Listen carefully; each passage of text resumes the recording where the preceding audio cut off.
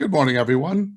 My name is Bill Giannone, and I want to welcome you today to our webinar entitled Collaboration: How to Help Your Business by Working Well with Others. Basically, the whole concept of collaboration is being able to take your skills and your unique gifts and talents and integrating them with other people. Also, a great collaborator is one who's able to take other people's skills and talents and piece them into their needs and their wants. You know, there are companies that are the result of the singular vision of one person. But just remember, in most businesses, when you think about this ultimate success of a business, it comes through the collaborative efforts of many, many individuals over a period of time. I would much rather be able to say that my business is a building block of a whole bunch of different ideas than just try to rely on my own. As much as I think I'm an intelligent person, I don't think that I am 100% the most knowledgeable person on everything in the world, nor do I want to believe that I am the authority on every little aspect of any business.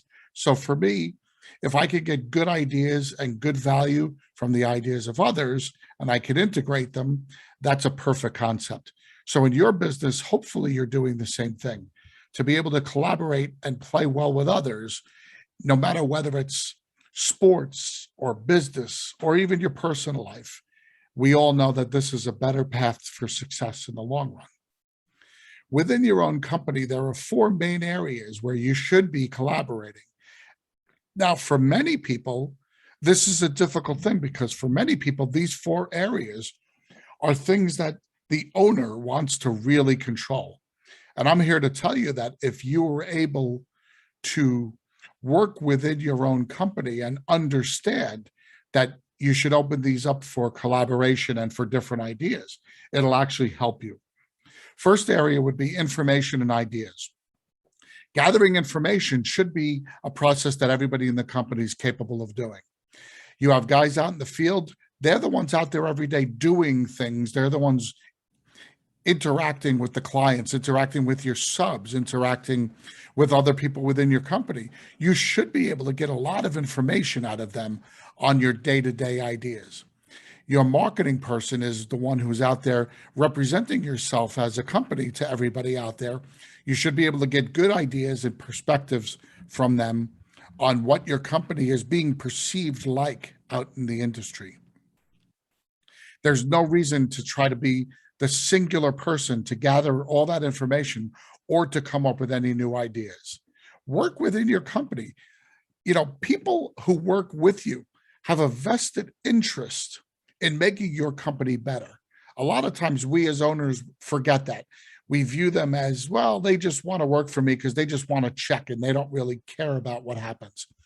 And guys, that's nothing could be further from the truth.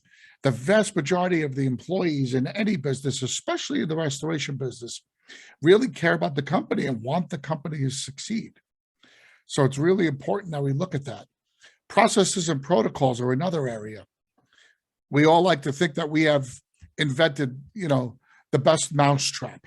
And we need to make sure that we understand that sometimes the processes and protocols that we've put together for our company might not be ideal in every aspect for our company, and that the execution of those processes and protocols need to be tweaked a little bit so that it works better. The people who are doing the processes and protocols within your company are the ones who should be able to give you feedback on that, and you should have an open door policy. My recommendation would be at least once a month, have a meeting with everybody, managers and staff, and discuss what's working and, more importantly, what's not working. Maybe sometimes it's just a lack of training.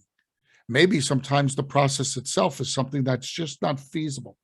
Maybe sometimes that might require a little bit of technology boost within your company. For instance, you have too much paperwork, and if you just gave everybody tablets, work would be much easier. That would be, a different part of your process or your protocol that your employees could have really good impact and some good support assistance on. Target clients and target growth plans. Many, many times the owner from high on his perch decides where he's going to start looking for business or how he's going to grow his company. Again, the people doing the work many times have a better idea of what's out there and what is capable for you to do in the next 6 months to a year than you do. They're hands-on, they're in the trenches, especially when it comes to growth. They might be seeing some missed opportunities that you're not seeing because you're not allowing them to give you that feedback. Maybe they're running into a lot of companies that are out there in their space and people that they're talking with who are doing things a little differently than you are. Maybe there's some of your competitors offering full service. And maybe your marketers hearing that from some of the plumbers. Well, we want our companies to offer full service. Well, listen to what that marketer is saying. Not only is that a great marketing opportunity, it's also a great growth plan if you can add an additional service. I always say that's taking another bite out of the apple if you can offer the repairs or if you could offer the contents packouts. But it's also makes a lot of sense for your marketing side because a lot of times your clients and the lead sources want multiple opportunities for you to say that you're a true turnkey operation for the client. Finally, your mission, your vision, and your value statements. I don't necessarily think that these need to be as collaborative as the rest, but they really should be shared, making sure that at least your mission and your vision as an owner is reflected in what happens on a day-to-day basis. Maybe your employees and your coworkers are going to be able to tell you, we understand what your mission is, but your processes don't translate your mission into reality. That's where I think you can be really, really helped by being collaborative with everybody within your company. Let's look at this little 12 principles of collaboration. I know it might be a little tough to read, but on your computer screen, even if you wanted to freeze this, take a look at it and at some point go back and look at it. It's very, very important that you understand. You have to understand that individual benefit is just as important as the overall corporate benefit, if not more so. What does that mean?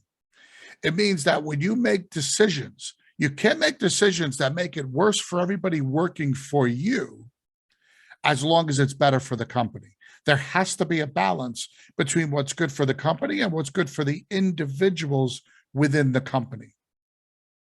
Yeah, it would be great to just say, you know what? Nobody gets vacation anymore. Nobody gets holidays. Everybody's just going to work every day. It wouldn't cost you as much money to do that. You'd get more production, but ultimately that's clearly much worse for your employees and your coworkers, and that's going to result in something very bad for your company. Strategy before technology. Many, many companies that we work with here in the CREST network make a major mistake of throwing good money after technology, thinking that technology alone is going to solve the problem. If you don't have a really good process, protocol, and strategy in place before you introduce the technology, you're really putting the cart before the horse. The technology needs to fit your needs. You don't create needs based on buying a software. So let's make sure that we study that and we really, really plan what we need before we go out and get it. Listen to the voice of the employee, number 3, as we're going clockwise here. Guys, you can see the numbers. The voice of the employee is very, very important for 2 major, major reasons. Number 1, as we discussed before, they can be one of your best sources of good information and ideas because they're out there in the trenches doing the work every day. Secondly, you want to address any concerns that your employees might have. If you're not talking with them and you're not working with them, you run the risk, sorry about that. You run the risk of actually losing their buy-in to your company. And now you might lose them as an employee, and then to replace them is a very, very difficult ordeal within your infrastructure, especially nowadays. We know how difficult it is to find good workers out there. Number 2, learn to get out of the way. This is really important for an owner. You have to get out of the way. You have to do collaboratively setting all of your goals, your vision, your mission put the processes and protocols in place, and then get out of the way. Many owners we work with have always told us that they become their own worst enemy. And it's absolutely true. You can absolutely become your own worst enemy if all you want to do is be the center of attention and be the leader. You have to trust in the process and you have to trust in those who work with you. That might be the toughest part of collaboration from an owner standpoint, understanding that the effort needs to be collaborative as well. Lead by example. Don't sit in a high perch and, 3 months from now, sit there and say, I really can't name that person who works for me. I'm not saying you need to be friends with everybody who's, one of your workers. As a matter of fact, I actually teach against that. I don't think you should have quote unquote friendships where you're hanging out on the weekends and nights with your employees. I don't think that's a healthy boundary to cross. But you need to lead by example. You need to be willing to be out there to at least observe what's going on. You should not, as an owner of a company, be out there cutting the drywall again, but you should be out there observing. Lead by example. Have a commitment to the company the same way that your employees do. Number 6, we're halfway through. Integrate into the flow of work. This really means integrate all of the ideas and collaborative efforts into the daily flow of work. Don't let things be choppy. Don't let things just exist in a vacuum. Everything means something. Your marketing effort should mean something to production. Your production should mean something when you invoice. So make sure that all the different parts of your business are integrated together so that there's a flow. You need to make sure when they talk about flow of work, there needs to be a good flow of work. And the most important part of that flow of work is information. It's communication. Let's make sure that the information flows from the lead source all the way through to the end when we're invoicing. That's a very important part of the process. Number 7, create a supportive environment. We all want to talk about this. We all think we've created a real great family within the company. And you notice that the word doesn't say family in number 7. It says supportive environment. Just give everybody the tools to do their job. Nobody wants to be told what to do by saying, oh, here's what I want you to do. Just go out and figure it out. Everybody needs the steps within the process. Everybody needs the goals that they want to have achieved. Everybody wants to have the right tools to make all that work. So let's make sure that we're creating a supportive environment. We're not putting somebody out there to fail. Number 8, measure what matters. This is very big, and I've given webinars over the last 2 years to CREST members about measuring, knowing your numbers. How do we measure success? You can't tell somebody to go out there and then judge them 6 months from now on a subjective basis. It's very important, for instance, with marketers, it's very important to tell them what you expect of them in terms of visits, in terms of how many leads you want generated, and ultimately in terms of how much business you expect them to produce on a yearly basis. Well, how do we measure that?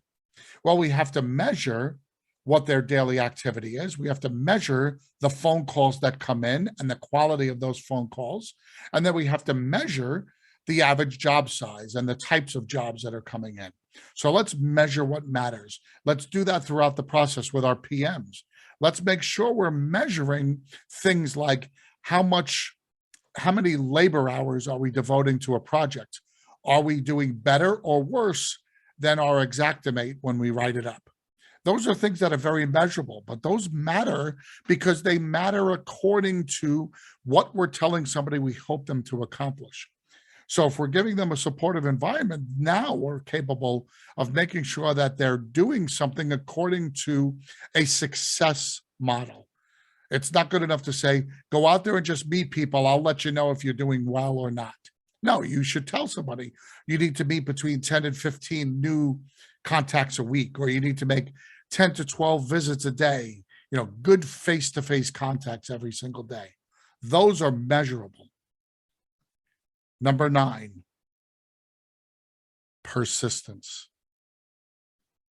It's not fair to have a 90-day plan. 90-day plans in restoration never work. They only get you frustrated, and they only get your employees really burned out quickly. There's too much pressure to succeed within 90 days. The real success comes from persistence. Keep doing it over and over again. Obviously, work the tweaks out. Make sure you're correcting mistakes along the way, which goes towards leading by example. Make sure you're out there with the crews, but also listen. Listen to what's not working. Persist. Always stick with it. I'm not saying you take somebody who's clearly not putting forth effort and you keep investing into them. I'm saying you take people who are willing to put the effort in, and even if success doesn't come today, you don't end tomorrow. You keep working harder. Number 10, it goes hand in hand with persistence. Adapt and evolve. The best companies today are not the same company they were 20 years ago. Yes, companies like McDonald's have a very cookie cutter system. They have everything down. When you buy a McDonald's franchise, everything is given to you. The machines that you use, you purchase from McDonald's, and the fries are timed to the second of how long they're supposed to be in the oil. And the oil has to be at this exact temperature. I'm not saying that has to change, but you'll notice over the last 20 years or so, for those of you who can remember, the marketing for McDonald's has drastically changed from where it was 20 years ago. Their target market is different. They've evolved into things like breakfasts, things that they didn't do when I was a kid. And you have to understand that there's always adaptations and evolutions in business. The best businesses are able to stay one step ahead of the competition instead of changing to meet or try to catch up to the competition. So being able to adapt and evolve in a collaborative way enables you to stay ahead of your competition, because there's a really good chance your competitors are not doing that. Number 11, employee collaboration also benefits the customer. See, this is where this is a triple win. It's a win for the company. It's a win for the employee when we're able to bring them into the process. They feel like they're part of the company. That's clearly a win-win. How does it ultimately benefit the customer? Because the final product is a much higher level of quality just by pure definition of who's putting in the effort to make it better. Your workers want to work according to a system. Your workers want to do things better. They take pride in what they're able to give. So if you're doing all those other steps and you're giving all the tools for success, and when I mean tools for success, I mean clean trucks that operate, equipment that doesn't break down, tools that work the first time, support, enough staff. You're not overworking them. You're giving them time off. All of those things. That will result in a better work product at the end of the day. If you have a better work product, the customer wins. At the end of the day, if our customers win, that's truly the only way we win. Remember, we are a service company. We do not have a business if it's not for the end user, the end consumer. Finally, number 12, collaboration can make the world a better place. This is very 50,000-foot view and very Pollyannic, but let's face it, the more that we collaborate within our own business and within our company, the better the lives will be for everybody that's touched by our company. At the end of the day, yes, after we've made money, it should matter to us whether we're just out there making money or whether we're making a difference. And remember, if you're running your company perfectly, you can do both. Sharing versus hoarding. This is important. We talked about all the different collaborative processes. It's one thing to share information. It's another thing to hoard information. Hoarding exists when you as an owner want to take all the information from your employees and you want to gather a lot of their data, a lot of their ideas, a lot of their changes, but you don't want to share back with them what you're thinking about in your own head, and then ultimately what you're going to institute within the company. You need to be able to have that as a two-way street. We're going to talk a little bit about sharing versus hoarding in this next slide. there's something known as knowledge sharing. Remember, the number one resource every individual has is their knowledge. Collaboration is nothing more than the sharing of knowledge. I could say, yeah, you could collaborate and you could share your revenue, you could share your profits, but that's not really what we're talking about here. We're talking about the knowledge, the asset of knowledge. So knowledge sharing is very, very key within a company. There are some really good parts about knowledge sharing versus knowledge hoarding. That's what I mean by knowledge management. If you look on this little screen, it's a little tough to read again, but this goes back to a course I took years and years ago on managing companies. And I took this when I was still working on Wall Street. And it was all about the times when knowledge sharing matters and the things about knowledge hoarding that matter within a company as well. Look at the top line, those 6 boxes.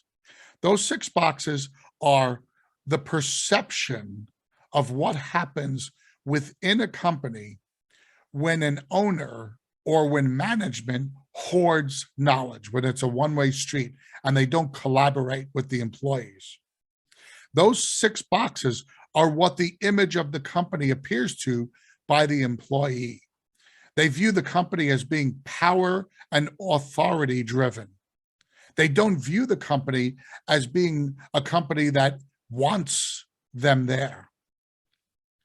They see that the influence and the opportunity to get promoted is really kept, I call it, under the vest. People hate when they don't think that there's a chance for them to move up because they don't feel like there's any value being shown to them. That's a really bad place to be. In our industry, if a guy's a helper, he ultimately wants to become a lead tech. He wants to make more money. He wants more responsibility. If there's no collaboration on how that process works or the timeline for vision on where you think that guy could be in 6 months or a year, that's hoarding that knowledge. That creates a very, very bad trust factor within the company. And then the last 2, it creates cultural barriers within the company, and it creates the feeling of superiority that they think you feel like you're superior to the worker. When they feel like you are superior to them, you can never get a buy-in. Then you just don't even exist as an individual. You need to be human to them. You don't need to be at their level, and you don't need to go out drinking with them, but you need to be with them as a human. That's really important. Now let's look on the bottom. The knowledge sharing factors, this is what's looked at. You're looked at with a good culture. Your company has a good, KS means for knowledge sharing. You have a good knowledge sharing culture, that's a positive within your company. They understand that it's a two-way street. There's organizational support. People are being supported by the company. They're feeling that support every day, not just in the execution of their work, but in their life as well. They feel like there's effective leadership. So they understand that this company has a very sound footing. They understand that if they put their best foot forward, they're going to get noticed. Knowledge sharing intention means you're clear about why you want to hear what's going on in the field.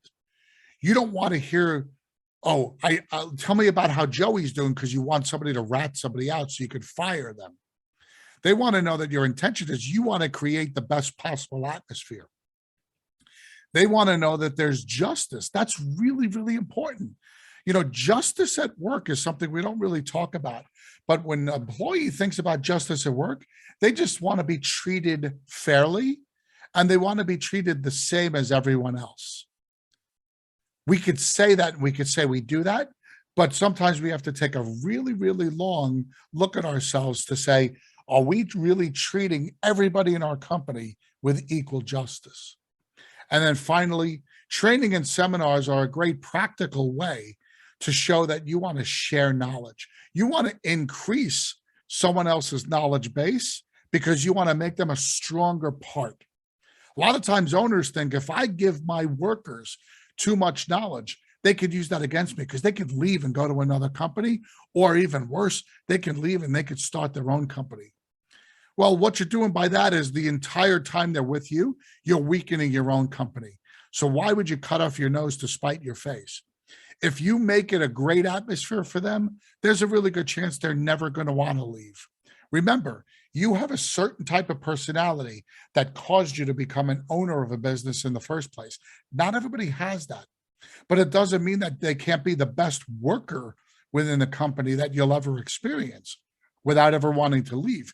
They just want to know that the knowledge management is leaning much more towards the sharing side than the hoarding side. Hope everybody understands that that's a lot to take in, especially with the one we looked at before. So let's make sure, if you have any questions, please reach out to me. These are very deep concepts, and it's a little too deep to just cover in a webinar, but I want to put it out there just to open your eyes to how much is there. Here's another chart on knowledge management. We won't spend too much time on this, but it's all these, evolving parts of your business. Knowledge sharing stands alone. Knowledge hoarding stands alone. But look what happens when knowledge hoarding turns into knowledge hiding, which is what I call playing dumb, evasive hiding. All of those other circles are evolved in the way that knowledge hiding ruins your business. Counterproductive workspace behaviors, behaviors that harm the organization or its members. That to me is by far the worst, which is why that circle, and I call these danger circles. These are business danger circles. This is the most dangerous part. If you have a counterproductive workplace, everything in your business fails. If you have aggression in your business, deviant behavior with intent to harm. Obviously, aggression within your coworkers is really bad, but you also have aggression in how they react to what they're doing out in the field. If they don't care and they want to really screw you and your business, they could cost you a lot of money and they could cost you a lot of reputation. Social undermining, yes, they could start spreading bad rumors about your business. They could present a picture of your business that's not flattering. Incivility, low intensity, deviant behavior. That's pretty much just a lower version of the aggression. And then clearly deception is a really bad thing about your company. All of those are very negative factors. That happens when knowledge hoarding, which obviously is bad, when knowledge hoarding takes the impression or takes the manifestation in your business of hiding knowledge. If your employees think that you're hiding knowledge, whether you are sharing or hoarding, this is going to happen. So let's make sure we don't hide knowledge. You notice none of those bad things happen if you're in the knowledge sharing circle.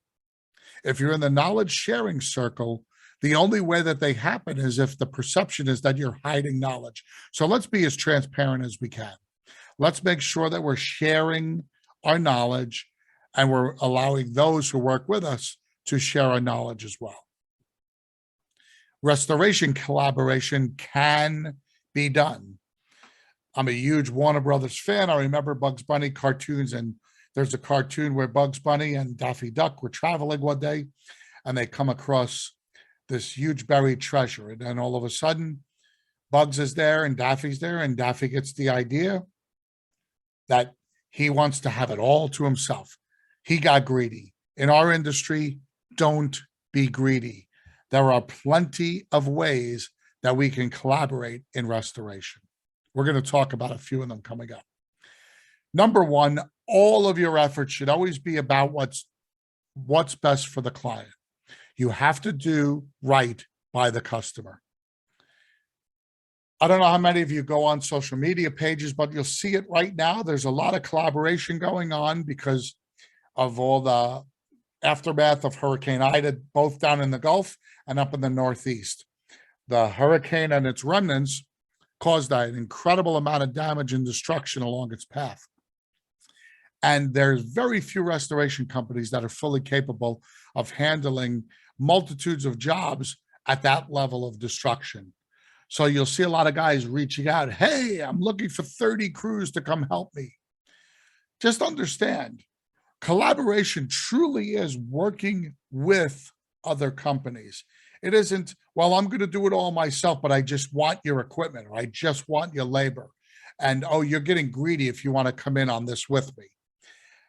Um, Number one, I don't recommend these uh, Facebook pages or these group chats as a way to run your business. And I certainly don't recommend them as a way for you to operate a business when you're out doing cat work. I think if you're out doing cat work and you haven't done it before and you don't have your network together, you shouldn't be doing it. But let's just say you're out there. The best way to do it is to truly collaborate with others. I've seen it many times on larger loss. You have obviously the need for a lot of labor, a lot of specialized equipment. Those plans should be in place. Don't get greedy. Understand that there are ways for everybody to make money, and this isn't a cash cow for you. You ultimately still have to do what's best for the client, and you have to make sure that you don't overextend yourself as a company. So collaboration could be, this is what I do best. What do you do best? Maybe we could do this together. I'm telling you this more about for the next time you guys decide to do a large loss, either in your backyard or by chasing, not for anything that's going on right now. If you already have boots on the ground, it's probably a little too late to start planning this. But collaboration on large loss takes place months in advance. And you work out your resource sharing and you work out your splits on how you're going to share. You know, a lot of companies will do joint ventures, and we're going to talk about that in a little bit. Joint ventures are two companies go out together and they do the work together and everything gets split together. All the hard costs get reimbursed and all the profit gets split evenly. That's a really, really good way to do work when you're sharing responsibility and collaborating on your skill sets and their skill sets. This way, there's no ill feelings about, well, yesterday you put 15 DUs on the job, so I'm putting 15 on today. You know, when you do it as a joint venture, everything works out in the end. If you have any questions on how to structure these joint ventures, this is something I've done for the last dozen years within this industry. And it's something that I feel very comfortable helping you with, even if it's not on large loss out during a cat, which is where I've done it a lot, even if it's just in your own backyard where your normal marketing efforts landed you a really nice hotel loss, or you have a little freeze within your marketing area. And instead of getting 3 calls in a week, you got 30 calls in a week. I can work with you on joint venture agreements. I can work with you on profit sharing agreements. Please feel free to reach out to me. But it's a concept a lot of guys avoid in our industry. And I want to make sure that you understand this is not something that you need to avoid. This is something that I believe is a very, very important part of your business. Collaboration on your invoicing obviously is something you should be doing in order to get paid, even on residential restoration. Now, I'm not saying that you sit there and you just open yourselves up to every TPA and third-party peer review company that comes along. But I am saying that there comes a time when you need to make sure that you're working with the adjuster and you're working with the homeowner in a collaborative way. You need to share all your information. You need to make sure that your invoice is fully supported. That's collaboration, guys. That's making sure that what you did can be proven and justified. When the adjuster says to you, please provide your moisture logs, please provide photos of what you did, that's collaboration. They have the right to ask for that, and you should be giving it to them before they ask. I don't believe that this industry should be all about, I did the work, here's my invoice, pay me. I don't believe it should be that way.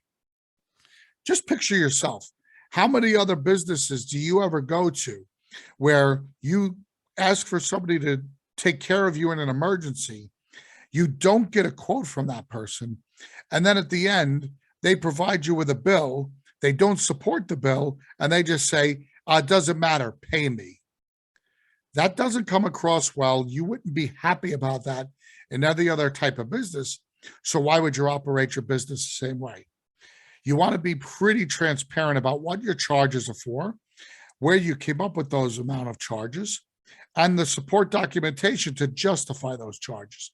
Then it's okay to say, pay me my full amount. But understand that, most homeowners don't understand our process.